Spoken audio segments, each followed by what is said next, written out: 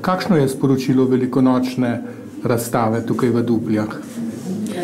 Tukaj v Dupljah, v tej prelepi dupljanski graščini, imamo dijaki Biotehniškega centra in tudi mentorji možnost pokazati ustvarjalnost, inovativnost, ki jo ustvarjajo pri praktičnem pouku, predvsem pa z rdečo nitjo zgodbo, ki seveda tiči ravno v tem času praznikov.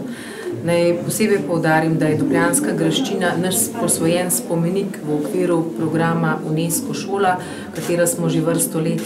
In to je še poseben pomemben poudarek, kajti s tem načinom prepletanja ustvarjalnosti, tudi zgodovinskega pogleda zgodb, ki jo dijaki spoznavajo pri praktičnem in teoretičnem pouku, navezujejo stik z svojimi koreninami, z običaji tega časa, prostora in srečajo se in spoznavajo tudi običaje, ki jih imajo ljudje drugod po svetu.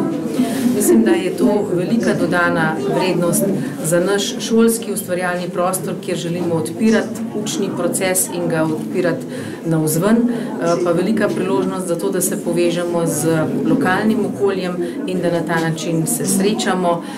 Moram povedati, da na naše razstave tradicionalno prihajajo ljudje si ogledati res nove stvaritve, ki nastajajo vsako leto ob tem velikonočnem času in ob novoletno-božičnem času. Koliko časa je pa ta razstava odprta in kdaj se jo lahko ogledamo? Razstava je najbolj intenzivno odprta sedaj v odprtju, potem je pa odprta še v tem času do Velike noči in še en teden potem.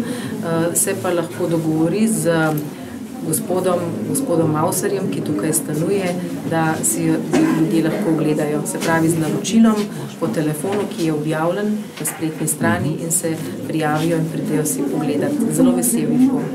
To pomeni, da vsi razstavljeni aranžmaji, ki so tukaj, so delo dijakov in študentov Biotehničnega centra Naklo.